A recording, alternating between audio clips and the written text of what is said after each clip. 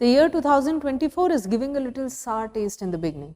Whether it was the HMPV virus or the China virus or the earthquake which has hit the Tibetan Nepal border. अब ये जो earthquake आया है तिब्बत नेपाल पर, इसके झटके, भूकंप के झटके दिल्ली एनसीआर और नॉर्थ इंडियन प्लेन्स में फील किए गए। एक ही अर्थक्वेक नहीं आया था, ये सीरीज ऑफ अर्थक्वेक थी। एंड चाइना की मानी जाए तो they are saying that they have reports of earthquake of the magnitude of 6.8 followed by the earthquake of magnitude of 7.1। यानी कि पहला जो बड़ा झटका आया था वो 7.1 रिक्टर स्केल के मैग्नीट्यूड पे था और दूसरा आया था 6.8 रिक्टर स्केल के मैग्नीट्यूड पे। लेकिन अगर आप अलग अलग स्रोतों से पढ़ें, whether it is in newspaper और different channels, you will get to know that this region is prone to earthquake. यहाँ पर अर्थक्वेक आना कोई बड़ी बात नहीं है, इनफैक्ट यहाँ पर अर्थक्वेक आते ही रहते हैं। ये किस क्षेत्र की बात हो रही है, व्हाट इज दिस रीजन, क्यों यहाँ पर अर्थक्वेक आना इज अ नॉर्मल सी, we will try to understand in this video. First of all, when I look at this devastating earthquake, I see that there is a lot of hue and cry in this region, and this region, ये जो exact area है जहाँ पर earthquake आया है, ये मेरा Nepal Tibetan reason है और इस रीजन में आसपास माउंट एवरेस्ट भी है। नाउ सबसे पहले let us try to understand कि ये हिमालयन फॉर्मेशन हुआ कैसे। थोड़ा सा अगर ज्योग्राफी की बेसिक अंडरस्टैंडिंग में जाएं तो आपका जो पूरी धरती है वो 7 मेजर और मल्टीपल माइनर प्लेट्स से बनी हुई है। इसको ऐसे मान लीजिए कि यदि धरती एक कांच का गोला है, if it is a ball of glass, और आप उसको नीचे तोड़ देते हैं, फेंक देते हैं, उसके बाद जो वो कांच के टुकड़े बनेंगे, मल्टीपल टुकड़े, बड़े टुकड़े कहलाए major plates, the bigger pieces are major plates, और जो छोटे टुकड़े हैं वो होंगी माइनर प्लेट्स। और ये एक दूसरे की तरफ या तो जा रही हैं या एक दूसरे से अलग जा रही हैं, either they are moving towards each other. जब दो प्लेट्स एक दूसरे की तरफ जाएंगी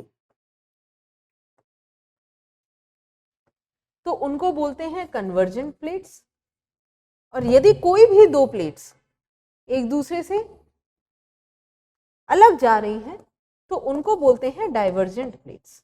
जो कन्वर्जेंट प्लेट्स हैं इन्होंने दुनिया के सबसे ऊंचे माउंटेन्स बनाए हैं जो कि हैं फोल्ड माउंटेन्स, और जो डाइवर्जेंट प्लेट्स हैं इनकी वजह से दुनिया के ओशंस और सीज के फॉर्मेशन हुए। तो ऐसे मान लीजिए कि जमीन के दो टुकड़े एक दूसरे से अलग हो रहे हैं, और जब उस डिप्रेशन में पानी भर जाता है तो वो एक लार्ज स्केल पर या तो सी या ओशन बनते हैं। यस, मानिए Indian Ocean, Red Sea, Arabian Sea, these all have been formed because of the divergent boundaries. Those who are new in the UPSC preparation, this might sound very new and interesting, but those who are seasoned, you understand the nitty-gritty of the convergent and divergent plate boundaries. अब जो Himalayan formation है that is due to the convergent boundary. Himalayan formation में एक तरफ थी Indian plate जो कि अपने आप में एक कॉन्टिनेंटल प्लेट है, और दूसरी साइड थी Eurasian plate.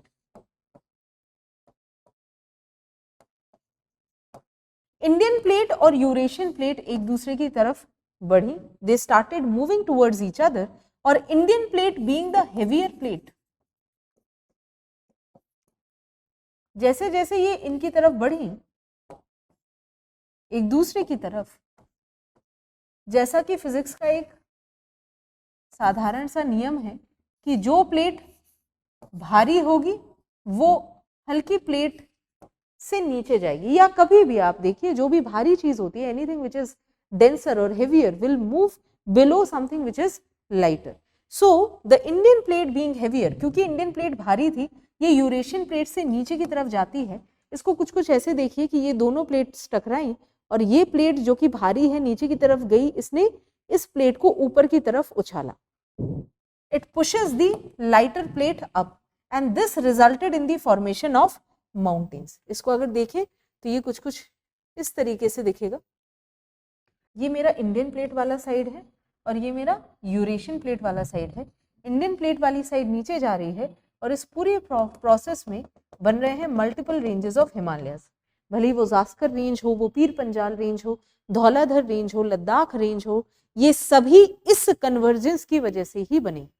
Mount Everest, Kanchenjunga, K2, ये सभी mountain peaks, they are the result of this convergence. Now what has happened is कि इस सबडक्शन की वजह से माउंटेन फॉर्मेशन तो हुआ है, पर क्योंकि ये प्लेट बाउंड्री आज भी एक्टिव है, ये माउंटेन फॉर्मेशन अभी भी कंटिन्यूसली चल रहा है। और इस कंटिन्यूस माउंटेन बिल्डिंग या कन्वर्जेंस की वजह से इस रीजन में हमेशा अमूमन अर्थक्वेक या अर्थक्वेक जैसे ट्रेमर्स फील होते रहते हैं। अर्थक्वेक्स जैसे कि नेपाल का अर्थक्वेक अगर आपको याद हो, Nepal earthquake, Afghanistan earthquake, Pakistan earthquake and the earthquake which was felt across the new Delhi through out the years of 2002, 2003 and 2004।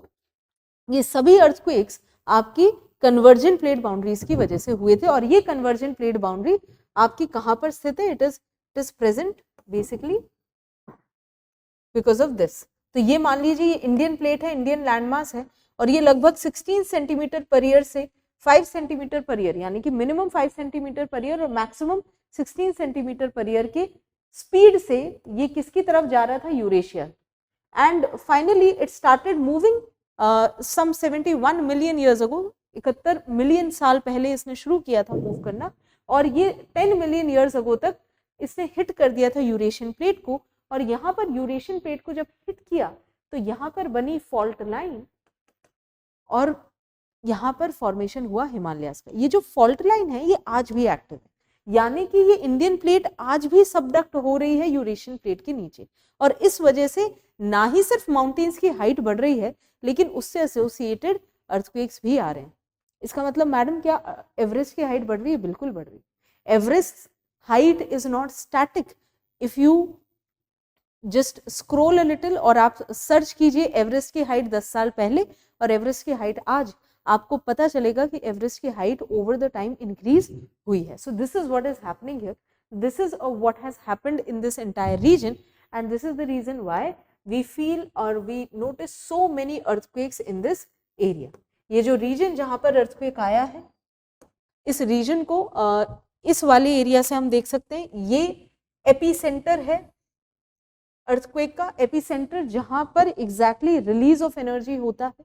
Earthquake आता है आपकी जब अर्थ की इंटरनल एनर्जी, जो कि आर्थर होम्स की कन्वेक्टिव करंट्स में भी हमने पढ़ा था, जो यूपीएससी के बच्चे हैं, जो यूपीएससी के अलावा वाले लोग हैं, देखिए जब धरती के अंदर when there is a lot of heat which is trapped inside the earth, जब धरती के अंदर बहुत सारी ऊर्जा इकट्ठी हो जाती है, वो जहाँ से निकलती है वो एरिया आपका एपिसेंटर ऑफ फोकस होता है। और यहाँ पर मेरा अर्थक्वेक का एपिसेंटर है ये वाला एरिया, और इस रीजन से ये जो अर्थक्वेक की ट्रेमर्स हैं ये इसके आसपास इतने एरिया तक फील किए गए हैं। So it also encompasses the north Indian plains in this region till where the earthquake tremors have been felt.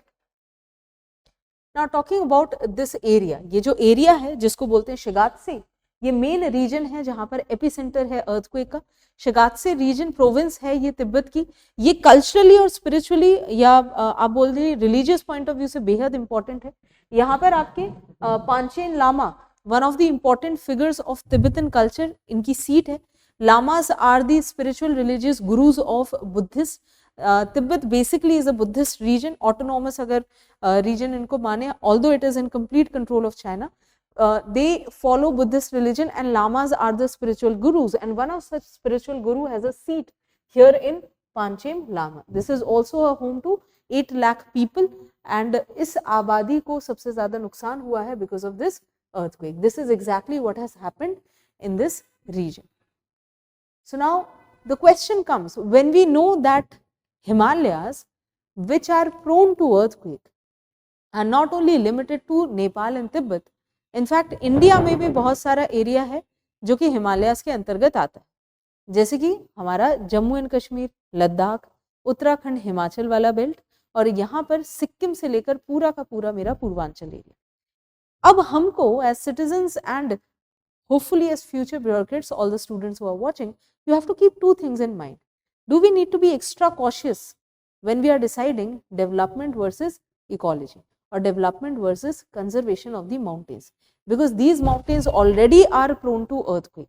And will it be wise for doing a lot of construction and development activity, especially infrastructure development, in areas which are already prone to earthquakes?